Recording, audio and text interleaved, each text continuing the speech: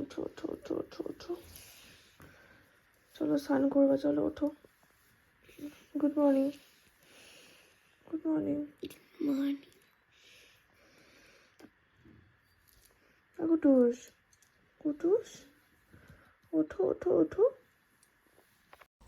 তো দেখো ঘড়িতে এখন 6:45 মতন বাজে, আর আমি এখন ঘুম থেকে উঠে আগে মনাদেরকে তুলে স্নানে চলে গেছিলাম। আর স্নানে যাওয়ার আগে তো হলুদ বাড়তেই হবে, কারণ আজ সরস্বতী পুজো, আর হলুদ দিয়ে তো স্নান করাটা তো একদম মাস্ট করতেই হবে। যাই হোক, তারপরে মনাকে স্নান করিয়ে নিয়ে রেডিও করিয়ে দিয়েছিলাম, আর মনাদের রেডি করিয়ে আমিও স্নান টান করে রেডি হয়ে নিয়েছিলাম। ছোটোবেলায় আমরা না সকাল সকাল উঠে আগে অঞ্জলিটা দিয়ে ভাবতাম কতক্ষণে শাড়িটা পরে বেরোবো, আর এখন সেটা আমার মনারা করে।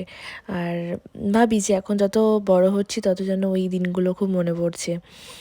আর তারপর চলে এসেছিলাম ঠাকুর ঘরে, আর ঠাকুর ঘরে আজ সমস্ত কিছুই গুছিয়েছিল আমার যা, কারণ আমি একটু অসুবিধার জন্য আর ঠাকুর ঘরে ঢুকতেও পারিনি, যেতেও পারিনি।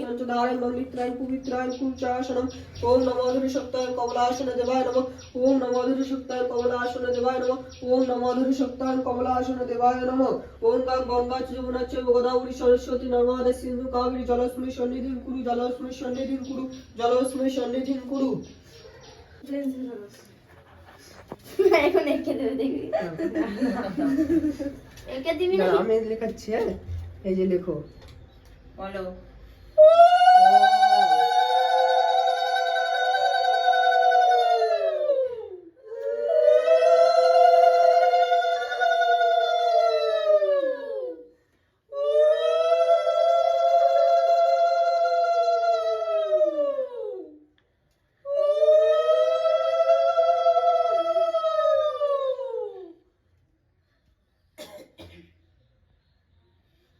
কি হচ্ছে এটা দেখো, এই যে সিন্দিনের পিসি, এই যে সিন্দিনের দিদিরা।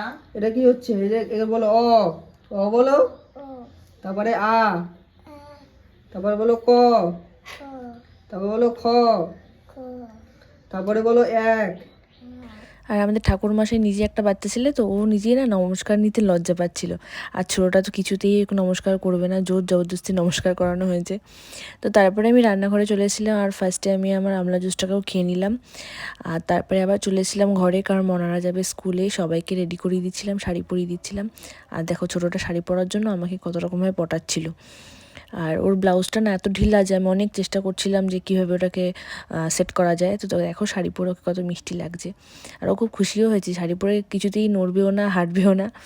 মনাকেও শাড়ি পরে, আর মনা না আমার শাড়ি পরেছিল, কারণ ওদের না এখন এতটাই লম্বা হয়ে গেছে হাতে পায়ে, যে ছোটো ছোটো শাড়িগুলো না এখন আর গায়ে হয় না, মানে লম্বায় হয় না, তাই আমার শাড়ি ওদেরকে প্রত্যেকবার পরিয়ে দিই। আর ওদেরকে আবার 8 পৌড়ে করে পরিয়েছিলাম, কারণ প্রত্যেকবার একই রকমভাবে পরানো হয়। আর চুলগুলোকেও ভালো করে বেঁধে খোপা করে দিয়েছিলাম উইগ দিয়ে একটা করে, আর ওরা চলে গেছিলো স্কুলে।